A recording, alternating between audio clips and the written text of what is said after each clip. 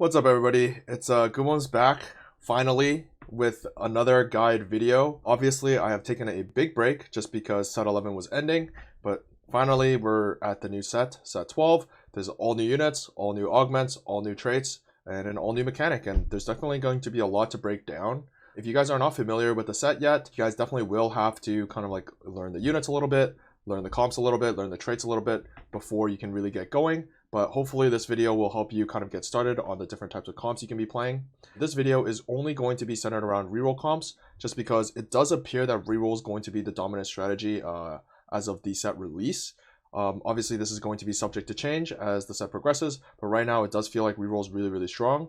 I will release a future guide shortly on the 4-cost comps and other comps you guys can kind of be playing around. But because reroll is kind of like so simple, I figured this would be the best way to get a lot of people accustomed to the set, just because obviously this is a very popular playstyle, and just given how strong it is, it's definitely kind of the way to go. All of these comps are being played at the highest level, especially in North America. You're definitely going to see 1 to maybe even 3 of these in your lobbies every single game. So yeah, there's definitely a lot to learn. Before we get into the comps, I just want to mention that I'm running a giveaway on my Twitter for Chibi MF. I believe this is actually a fairly exclusive skin or little legend. So if you guys are interested in that, go ahead and head to my Twitter. I will also be giving out codes for my YouTube. So all you have to do to enter that is just leave a comment, and you'll have double the chances to win if you end up doing the Twitter and the YouTube comment as well. And I'll be picking winners towards the end of the month. And yeah, without further ado, let's get into the video, right? So the very first comp I have is actually the weakest of the 5. I have 5 comps today, and I've tried to order them from weakest to strongest roughly.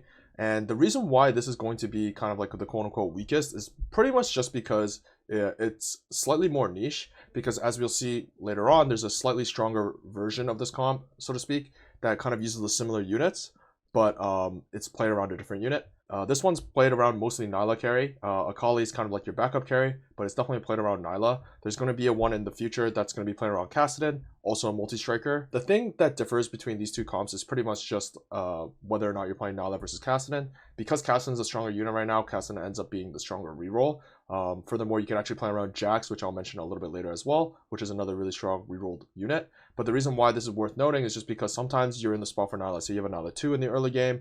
Say you have, say, Caretaker's Chosen, Silver, that gives you a 2-cost to reroll. There's a couple other reroll 2-cost augments that might enable this comp. But yeah, for the most part, this is like definitely a niche scenario that you won't be playing too often. But when you actually have the pieces online, it's pretty strong. It's really straightforward, honestly. I would say you're pretty much playing this comp most of the time when you have like something like the Edge of Night augment, I believe it's called, not today, because it allows you to kind of like itemize your Nilah and your Akali pretty quickly, just because you'll be able to build GA on both. Mind you, as you look at like some of these items, obviously, you know, we need 3 gloves, we need like 5 swords, like 4 swords. This comp has a really high demand on your items, which adds to like how niche it might be. So with all that said, like this is not going to be like the comp you're going to be playing very often, but I do think it's worth mentioning because like it is a simple to play comp that's like really quite strong. I've seen this comp beat some of the more, I guess, like S tier comps or A tier comps in some of my lobbies, or when I was watching some of my friends play. Pretty much, yeah, you're just leveling to 6 and rerolling for Nilah, Akali, and Mordekaiser. And something to actually note about reroll comps in set 12 is that they actually increased the bag sizes for 2 costs, 1 cost, 2 cost, and 3 cost units, and this is going to be like a really big deal. So if you guys had just kind of like started playing in the last 2 sets, pretty much if you contest someone else playing the same reroll comp as you, pretty much you guys are both put in a situation where neither of you guys are really all too happy, right? Both of you guys are going to hit really late, and assuming you guys actually both manage to hit, chances are you guys are going to die anyway, just because the amount of gold required to hit when you're contested on a reroll comp in the past is just astronomical. But they've since kind of like lowered that barrier pretty much, right? So that even if you are contested, you are likely going to be able to hit your unit, and even though it might come a little bit later, it's significantly better than it used to be. And this is going to be more important as we get to like the more popular versions of the more popular rerolls, but it is something worth noting that increases the power of a reroll comp in the meta even further. So yeah, there's not too much to say about this comp. You're pretty much just rerolling Nilah and Akali on 6. Go for as many Mordekaisers as you can. Ideally, you hit Mordekaiser 3.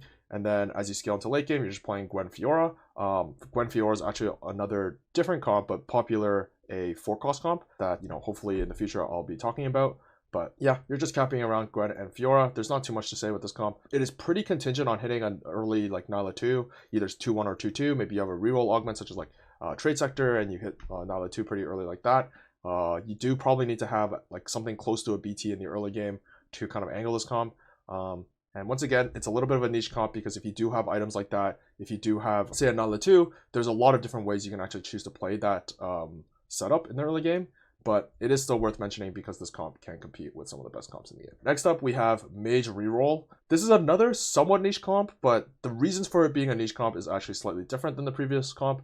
This comp is really, really strong, so long as you can get Veigar and Vex 3. The items are listed, to some degree on, obviously, the graphic, but you can replace a lot of these items with pretty much anything. Veigar functionally only needs blue buff. Once you have blue buff, you're just looking for 2 more damage items. Nash's ends up being the best second item, and then his third item, it doesn't really matter.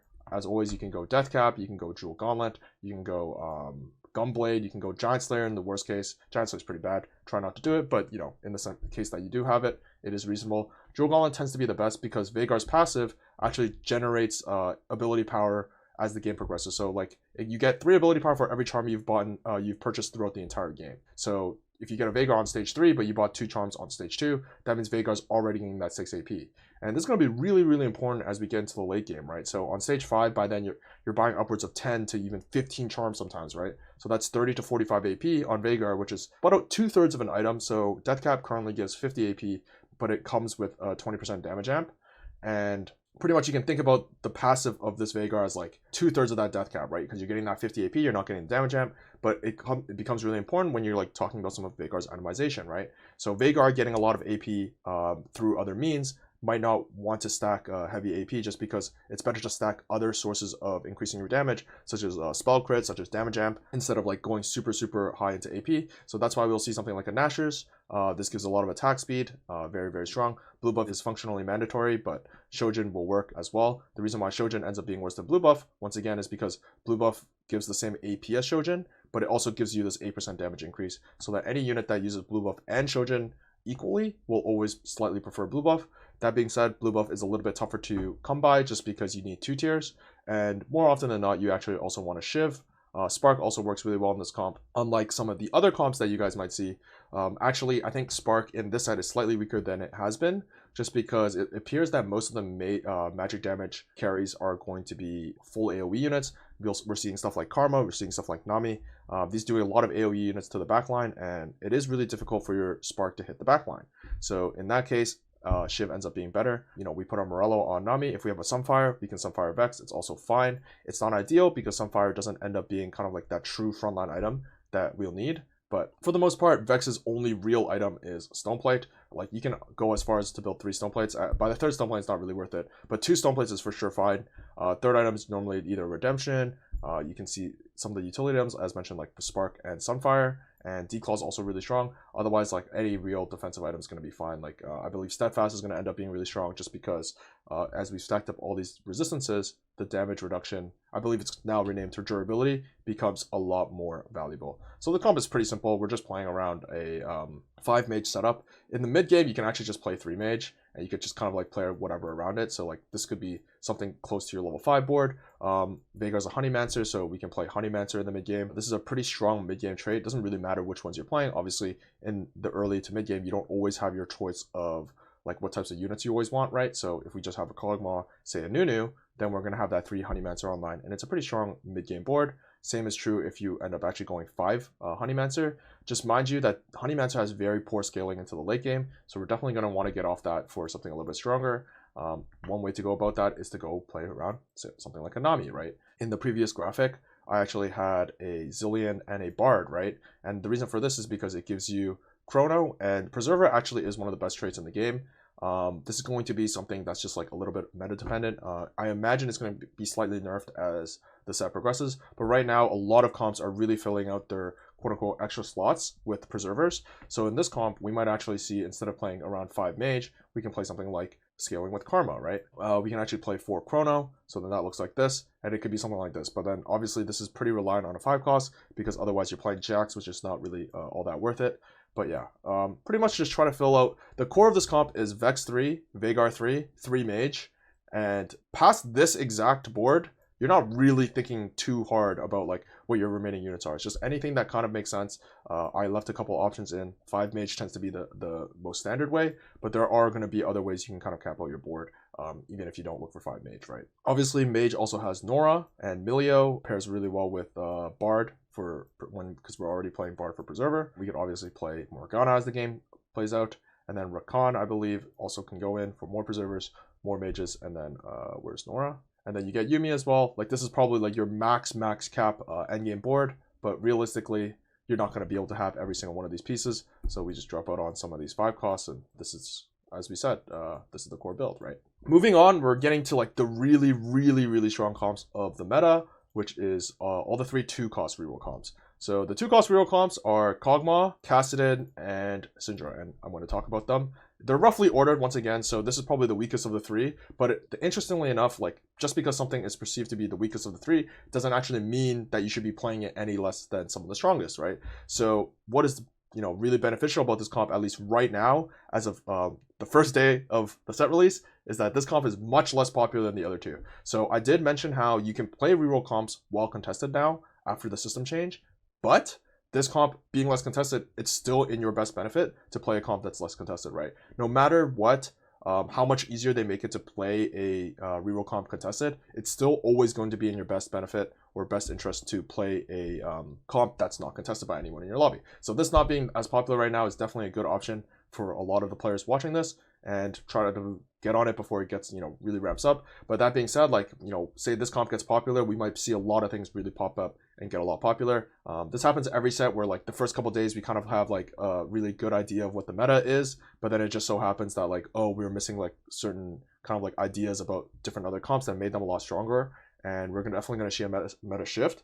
But, hopefully you guys can kind of get your LP before that with this comp. So this comp is really basic. You're just rerolling Kog'Maw, kind of Jinx, not so much, but Kog'Maw, Tristana, Nunu, and Rumble are all the 3 costs. Obviously, or sorry, all the 2 costs. Obviously, we have 4 2 costs with this comp, and when we have 4 2 costs with a comp, what are we looking for? 2 healthy. And that's going to be true for actually all of these comps. They all have at least 3 2 costs, I believe, and it makes 2 healthy really strong. So 2 healthy is definitely going to be one of those augments that you should really be snatching up if you can. But yeah, otherwise, what are we doing with this comp? It's just playing around 3 Honeymancer Kog'Maw. There are versions of this comp that play around Blitzcrank 3 and Nunu 3, more predominantly if you have their hero augments. I won't be kind of like specifically talking about hero augments in this video today, but I will be making a future video that will talk about hero augments a little bit more when I get the chance. So until then, we're just going to be talking about this comp as though you don't have the Nunu hero augment. So in that case, we're just looking to carry Kog'Maw. Tristana gets like some of the backup items, mostly because you'll have her 3-star before Jinx. Jinx is another 3-star you can go for. So this is actually a comp you can actually go for every single 3-star. But obviously, we don't always have enough gold. Sometimes we have to give up on certain 3-stars just because, we're not hitting them. There's just a lot of different ways that you'll kind of like get out of that game plan, and you're just really going to have to focus on your priority ones, which will be Kog'Maw, one of your frontliners, and likely Tristana as well. You do want to be rolling for multiple things just so that your rolls are a little bit more efficient. But yeah, this is pretty basic. You're just like 3 items Kog'Maw. I've seen a lot of people build like Rageblade and Infinity Edge. As it turns out, neither of those are all that good. Shojin's actually really good. I believe Red Buff is really good just because you do need a source of anti-heal. Red Buff ends up being just one of Kog'Maw's best items in terms of just pure damage, because without some form of attack speed, either in the form of Shojin or like something like a red buff, you're actually going to see that Kog'Maw doesn't cast very often. And the thing is, getting that initial cast is actually really important because it gives 20% attack speed to not only Kog'Maw, but the units adjacent to Kog'Maw, or the units getting hit by Kog'Maw's ability on your team. So like if if Kog'Maw passes this Nunu with attack speed, or with his ult rather, then Nunu's going to be getting that attack speed. And that's pretty important for your Tristana and Jinx. So it turns out Shojin's actually going to be really quite good. I want to mention that just because I don't think most people are really looking at Kog'Maw as though he's like a Shojin holder. But as of right now, as far as we understand, Shojin seems to be one of his best items. People are, once again, building a lot of Rageblade and IE, which I didn't like that much. Something like a Hurricane tends to be better just because a lot of his damage is in his auto attacks. Hurricane, for those of you guys who are unfamiliar, is the single best item for pure auto attackers. Kog'Maw is not a pure auto attacker, as evidenced by the fact that we're building Shojin, but a lot of his damage is coming from auto attack. His spell is, fairly high utility for a carry. Just so I want to point that out, just because like Hurricane, I feel like is a really underbuilt item. It's definitely going to be best in slot Tristana and Jinx as well. So Hurricane's just really good. If you find the Hurricane augment on 2-1, that's definitely a good, I believe it's called category 5. If you get that augment on 2-1, then this is definitely going to be one of the comps you're looking for, just because that augment gives you a lot of tempo in the early game, as well as giving you obviously a hurricane. That's one of your items for one of your main carries. Otherwise, you just want frontline items on either Nunu or Rumble. Whichever one it looks like you're going to be 3-starring first is the one you should prioritize putting items on. But Nunu is the tankier of the two, even without Bastion, so it is slightly better, I want to say, to itemize Nunu, but it's actually not all that clear right now. But yeah, for the moment, just keep in mind that the one you 3-star, the one you're most likely to 3-star, say you have like 8 copies of one. Okay, that's a little bit too exaggerated. So you have like 4 copies of one and like 2 copies of another. Then you're gonna put items on your upgraded unit and the unit you have more copies for. So yeah, this is pretty basic stuff. Once again, all these are reroll comps, so like it's really tough to get like too in depth with it. But yeah, I'm gonna kind of do my best. So then what are you going to do when you're trying to scale with this comp? Like, it's pretty simple. Like, you get Fairy Bastion by playing a Lilia on 7. The thing is, Lilia obviously gets outscaled as we get into the game because she's a 1 cost. So instead, you might want to look for something like a Rakan. And then once again, as I previously mentioned, preservers are among the best traits in the game, and you are going to be splashing preservers in a lot of your comps right now. So if you want to say Rakan Zillion is one of the ways you get stronger. The other way we can get stronger is for Hunter, right? We can play Olaf, I believe. Olaf is just a generically pretty good unit. It's just there's no real comp to kind of like play around him right now. So most of the time, like, you're gonna see an Olaf, you're just really just gonna put TG on him. And then another random Hunter. Nomsy tends to be like the most accessible one. Twitch as well. But for the most part, it doesn't really matter which Hunter you play. Just play 2 more and you can get 4 Hunter. 4 Hunter is like not that strong of a way of capping out, just because these units are not of the highest quality. Generally speaking, you're going to want to see something like say a Bastion or a Vanguard, something like that, right? Or we can just go like 5 cost as well. But you're going to see like Wardens, Bastions. Obviously, both of these, you're already playing Vanguard and Bastion for your mid game. Blitzcrank can actually eventually come out because we don't always need that Honeymancer in the late game. It's really strong for early game, but as we kind of like cap out our board, we can look for better options elsewhere. Diana is an extremely strong Bastion. If you can get to level 9 or maybe like level 8, and say you have a Nico, you hit that early Diana too. It's an extremely strong unit to cap around, but obviously it's going to be a little bit harder to come by. So just look out for that. Next up, we're getting to the real cream of the crop, strongest comps in the game. The next one is Multistriker Reroll. So this one's really, really basic. Some people will go for Ashe 3. I think Ashe 3 is borderline useless, but it's mostly played around Jackson Cassidy 3. This is going to be your level 6 board. Very basic stuff. If you have a Multistriker +1, Multistriker Crest, then eventually we're just going to play 7 Multistriker with Kalista. Pull the Multistriker emblem on whoever. Shen. Eventually it can be Milio. If you get to kind of like that point in the game, it's really good to put on Milio, just because Milio as a unit is, when he casts, he gives your team items, and if your team already has full items, then he gives damage amp, which is just a really strong stat because it lasts for the rest of the combat. So Milio's literally just a Shojin, Shojin Rageblade, Multistriker holder. Definitely the best one in the game. Eventually you can actually drop Shen as well, and you would be dropping Pyro, but it doesn't matter because, as I previously mentioned, Diana 2 is really strong, right? So that's another way to cap out this game. But anyways, back to the kind of like the basic setup for this comp, which is going to be played around these 6 units. You're really just going to go for Jax and Cassidy 3. You can reroll both on 5 and on 6 for this comp. It depends, kind of like, you have to judge it based on how your early game went. So if my early game tells me I have 6 Jaxes, then I'm going to go for Jax 3 and itemize Jax first. However, if my early game gives me 1 Jax, but like I have 2 Cassidy and opener, then I'm probably going to be looking for that Cassidy, right? As you can see with their items, they're actually like fairly similar. Obviously, they both use BT, but they also both need another rod in the form of Rageblade for Cassidy. Archangel's a decent replacement for Rageblade, but you're really just looking for that BT QSS on Cassidy and BT Crown Guard on Jax. Obviously, Spark can be put on someone else.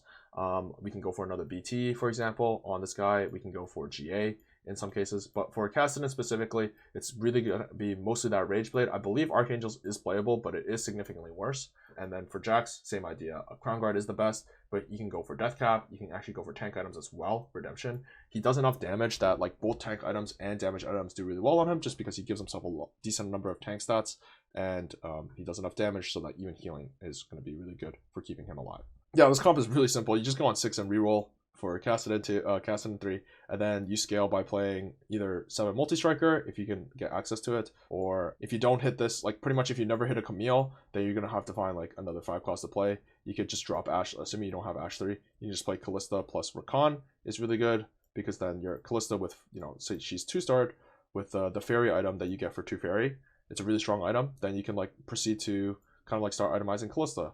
Otherwise, just Shiv, red buff, Morello, kind of get your team. Some of the utility items is really good just because you are doing predominantly magic damage. If you don't have that spark, you are going to want to go for a Shiv. Morello and Sunfire kind of like, Morello and red buff kind of like almost go without saying. We've seen this time and time again where anti-heal is really important. Obviously, this comp, even if you're, say, in the mirror, right, there's 2 BTs in this comp, and, anti-heal is just going to be really important. But yes, Callista's mostly kind of like your secondary or backup carry because you're not likely to hit her 2-starred until later into the game. So you are going to be prioritizing Kassadin and Jax first.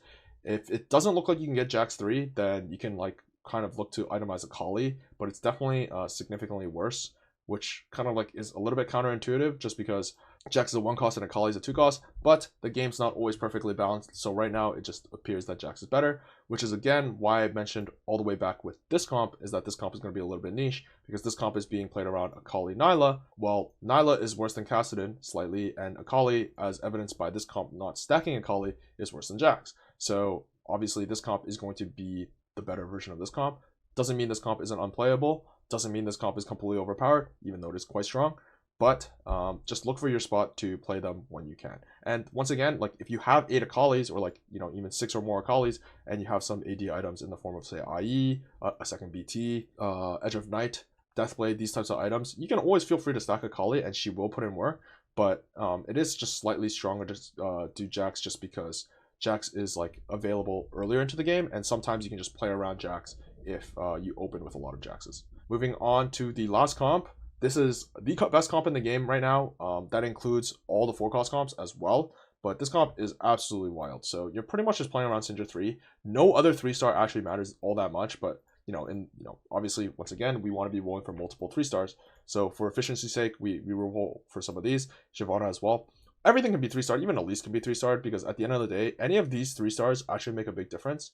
Because the way Shapeshifter works is it just gives you a lot of frontline. So if you happen to have a 3-star Elise, even if with no items, or say we have a Thief's Gloves on her, she's going to be a frontliner that absorbs damage. And it's like pretty easy. And okay, so the important thing to note about this comp is that it's heavily reliant on getting an early-ish Syndra. So the way Syndra works is that she has to cast to accumulate stacks of casts. And once you get to 15 stacks, it becomes an AoE. That's like baseline, you need that. But for every 30 casts, at any number, you kind of do 35% extra damage. It becomes less of a percentage as the game progresses based on the number of stacks you have, but nevertheless, it becomes a really powerful upgrade every time you get to hit those 30 breakpoints. And the reason why this is important is because it counts for having your Syndra on stage 1, or it counts for having your Syndra like as early as possible, right? So if we have a Shojin, obviously we're getting more casts. Red buff and Nashers are both interchangeable, and then the last item is just any damage item. We've seen time and time again, Death Cap, Archangels, GS in a pinch, Jewel Gauntlet are all going to be really strong. But another comp where we're just going to 6, rolling for any 3-stars we can get, and as we progress into the game, this comp caps out the exact same way every game. There's pretty much no nuance with Nasus and Briar. Before you hit Briar, you can play Jace on 8 for 6 Shapeshifter, and this is just going to give you the most frontline you can. So you hit Syndra 3 as soon as you possible on 6, and then you level to 7 or 8 to try to go for Sway to Nico 3 if you can. If you're like too contested, especially on these Nico and Sway units, you're not going to hit, then you will just have to push levels and look for Briar, try to cap out around the Briar 2 with some items, say from linking Parasols. Both of these units can be stacked and are both quite powerful. Sway is slightly tankier, I think as of right now is what we understand. But for the most part, it doesn't actually matter which one you stack. Just make sure you're stacking the one that you're most likely to 3-star. Make sure you're not stacking Shyvana. So Shyvana ends up being the unit like you always like 3-star, kind of. But then, like, it is always worth 3-starring her, but she's also the weakest of the bunch. So, like, putting items on her isn't going to be as effective as putting items on Nico and Swain. Leftover items can go on Cassio. I've actually, foregone playing Cassio altogether. I think the only benefit to playing Cassio is that sometimes you have an extra 3-star to itemize. So in the case that you get a lot of bows, sometimes you're just building like Rageblade, Shiv Cassio, or like, I don't know, you just have an extra item. But like something I actually prefer to do, and I know before someone else mentions it, is that you're going to lose Witchcraft, is if I just had to hit a Karma on level 6, I'm just going to go ahead and play Karma.